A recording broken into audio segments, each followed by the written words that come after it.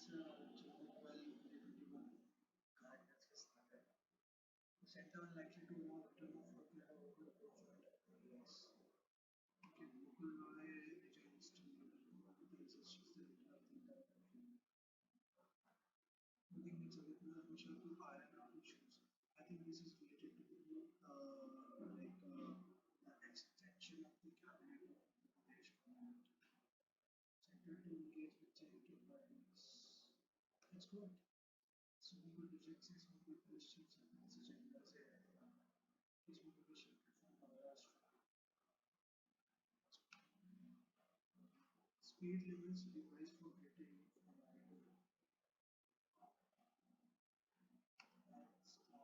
I don't know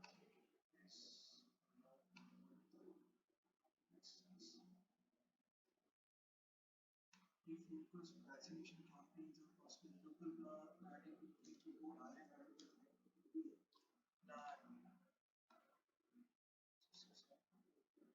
equitable plans at the national levels. Whenever I should get into old parents of two grandparents of three have been hunkered down with the when a COVID vaccine became available in March 2020, they went to the local hospital to get the first dose of the Covishield vaccine, the vaccine that was supposed to save the world. Seeing long lines and not wanting to risk being infected while waiting to be vaccinated. This happened again the next day before a very helpful staff member of the World Health Organization stepped in to help, taking them to health sector early one morning and making sure they did not have to wait in line to get vaccinated. This played out again in April 21 for the second dose. The couple was the key. Where the focus must be. As we look ahead to what is promised to be a transition from a lack of vaccine supply to one of the greater availability, the plan must be to prioritize people like the two octogenarians in Mumbai, older adults who remain unvaccinated and very much at risk. Ensure we vaccinate them before we open vaccination to younger adults. This will prioritize people based on the risk of severe disease and really social exposed if it planned with justice in mind. But I strongly disagree with this point. In Chhattisgarh, one example of equity focused vaccination plan came from the Chhattisgarh government. The plan prioritized ration card holders, especially because they are poor and often live in multi-generational households, putting them at a high risk of infection. See, there is no clear line which defines who should get vaccinated, who should die first. Because if you look at the numbers of people who were affected by the second wave, then it was the age group between 18 to 54, and they are the lots of I know older people are much more prone to the disease, but right now, much more prone to the virus. So people I think it's very important to vaccinate the young people because all had their chance. It was a thing that you could be against. So this time the focus should be shifted and they should try to vaccinate as many as 18 to 44 age group people as possible because after that they can collectively vaccinate. So let's see what policy they adopt to governments. We need government only vaccinate ways to ensure that people know that they are being prioritized. Okay, so this is what's going on. Equity and justice local planning will need to go in and with the refocus on equities. Refocus regenerated local, national and global vaccine campaigns are possible. Let us ensure that we plan now so that we can get these shots in arms when the availabilities get to the India. So they looking at different areas of different states of India, I think it can be planned like to vaccinate them. And government should be prioritized because they are the backbone of our society. Cutting the debt, measuring excess deaths is the best possible way to estimate the COVID-19 deaths. The relative mortality impact of the COVID-19 pandemic is an important statistical measure to guide policy response. But measuring the actual count is not an easy task. The future is never difficult to one are estimated based on excess deaths data in both minimal and confidence. One method to access the actual number of deaths due to COVID-19 is by calculating the excess deaths during the given period.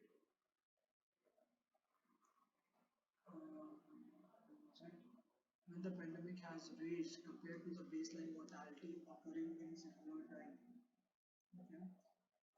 In similar time frame exactly. The exercise also works best if death registrations are relatively high, which should be possible in most districts as registration of deaths has improved to 76% according to CRS 2018.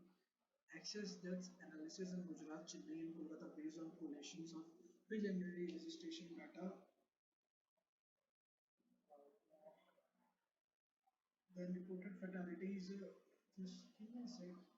Excess deaths analysis in Gujarat, Chennai, and Kolkata based on correlations of preliminary registration data by news organizations such as that they were nearly 10, 5, and 7 times higher respectively than reported fatalities in the second week. If the CRS data is maintained by the Office of the Registrar General and Census Commissioner of India, precise state registrars and municipal officials with a good collateralization are made available, it will enable better estimation of actual mortality figures. In the meantime, only honest reporting of deaths will help prove better mitigation strategies, and that is true. Even Modi, Mr. Narendra Modi, our Prime Minister, said the same thing. Monsoon malady, Mumbai most urgently replace decrypt buildings to prevent cars collapsing in the rain. Yeah, there are flooding situation a signal from Iran presidential election is clear. The non-transparent process of candidate selection was carefully visited reformers and focused on matters. On May 25th, the Guardian Council in Iran announced a slate of seven candidates who would compete in the presidential election on June 18th. The council is a non-transparent process selected these seven candidates from around 592 applicants, including 40 women. The list does not include a women candidate. Iran has a dictatorial political order whose two parts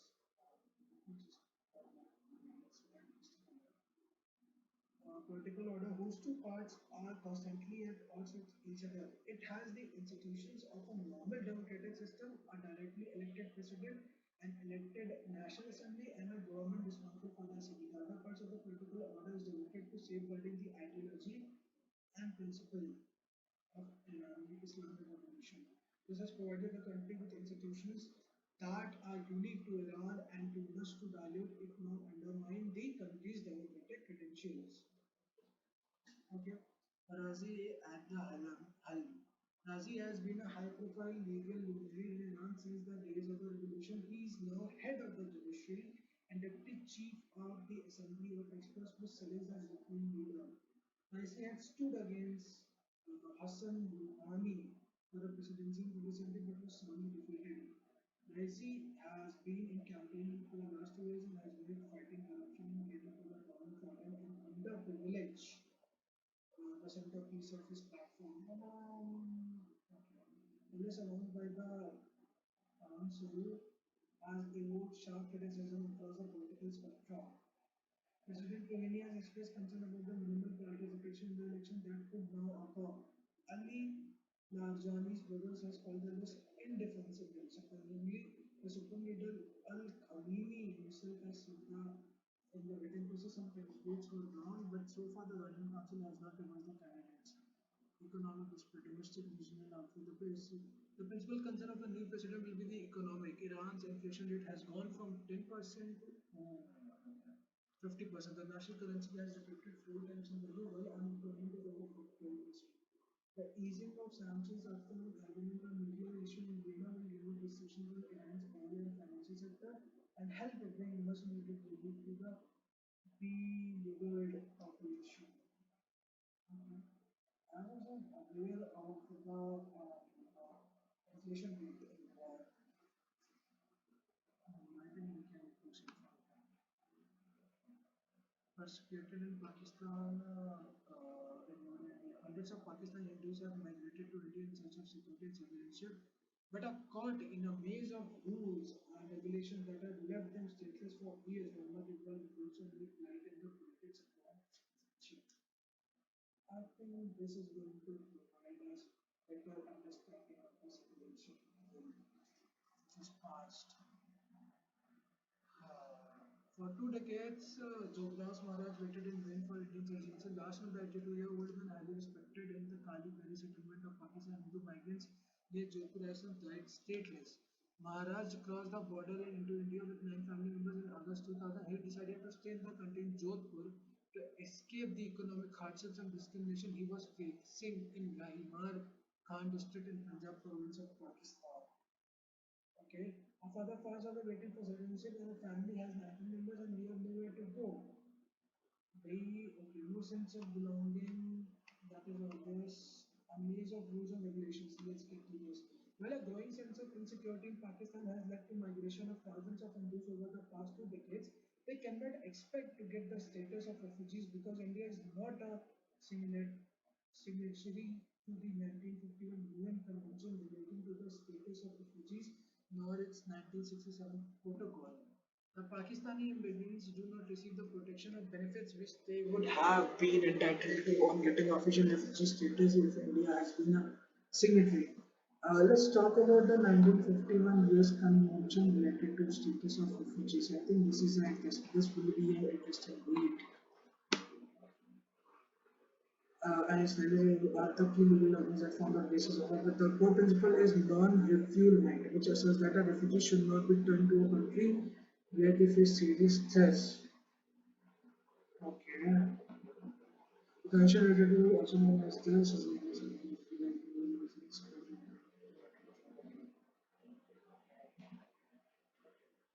they cannot return to the country.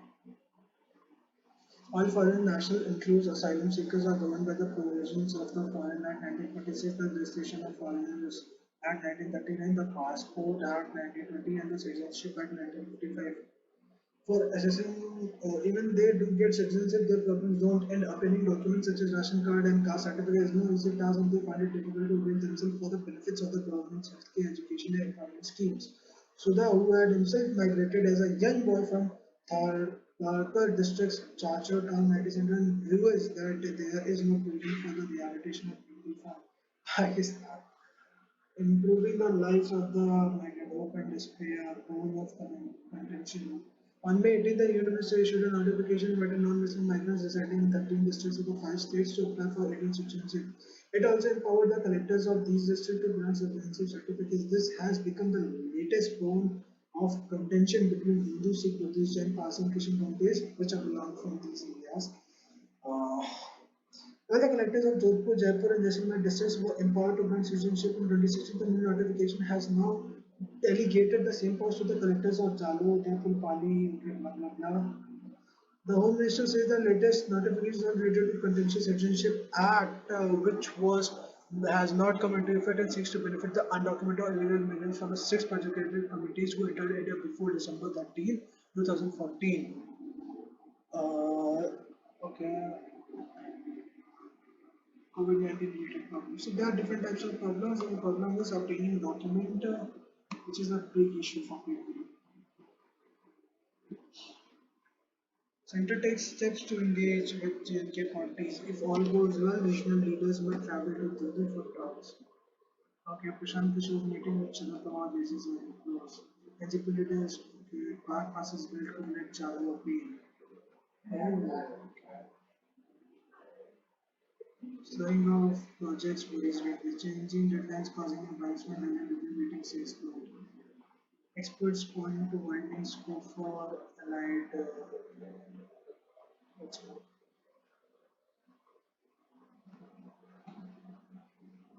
How will food reach migrants without partial coverage? Asked Supreme Court.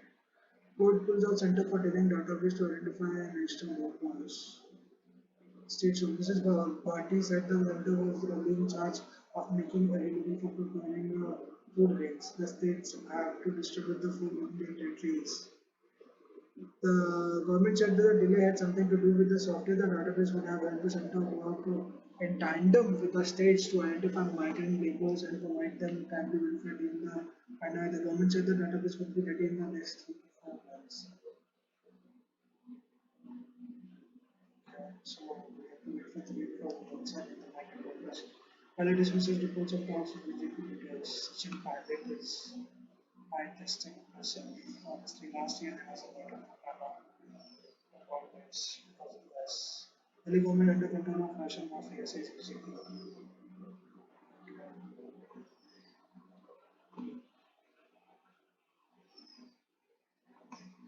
Yes.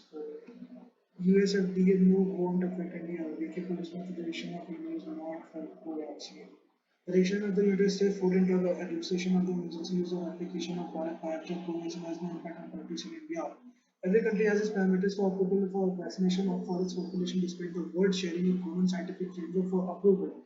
India also follows its own regulatory process for approval, but that is still made for our population. It's their decision, it should be respected. Okay. So there must be that some requirements was stuck because of which it was not approved, or maybe they want their vaccine to be used widely. So they don't want it. Two doses of COVID-19 vaccines per case study. They offer 77% protection against hospitalization. A study carried out at CMC Vellore has found that two doses of COVID-19 vaccine offer higher protection against infection or hospitalization. That is really cool. In total, 84.8% healthcare workers were vaccinated between like a 4 months period. A majority of them received Covishield, while not a single death was reported among the vaccinated individuals. There was one death among the okay, so there was just one death among the healthcare workers, unvaccinated healthcare workers. That is something that should be kept in mind because doses works really well for you. So people should try to get vaccinated as soon as they can. Former chairman of INS and physical posted.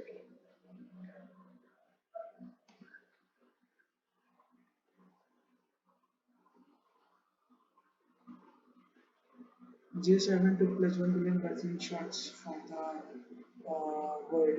US also been committed 500 doses yesterday. I like mentioned it. On Friday, they are set to formally embrace a global minimum tax of at least 15% of multinational corporations following an agreement released a week ago by their finance. The minimum is meant to stop companies from using tax havens to shift profits into own traffic. This is a very good move, I think, because Amazon is saving billions and billions of dollars. Nanoviolence is creating right catastrophe. At least it's civilian species like office and homes. This happened because of the electric coup. Russia to supply high-tech satellite to Iran, reports Iran market of the Asia. Johnson hails UK's indestructible ties with US. It plays on Britain's concern over British having to members of Northern Ireland about the competing names. It's a relationship, you can call it deep and military relationship, whatever you want, the industrial relationship. I think he's on a foreign trip, super well. Netanyahu lashes out at opponents, Israel's prime minister. The longtime leader is accusing his opponents of betraying their voters and somehow special security protection. Okay. Especially on one part, we have covered a little bit of business. Review GST's SARS timing measures and message. GST Council set to decide on rate cuts for crucial COVID-19 related vaccine medical equipment. States are already like committed to this. Like Uttar Pradesh government already provided like tax benefits up to I think 30%. I don't remember exactly the amount. Double IP edged up 0.08% in April from same month in 2019. The IP data okay, it's finance user titles then we have covered it.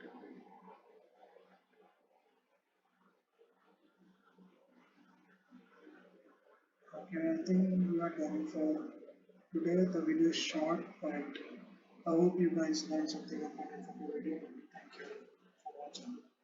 Share with your friends.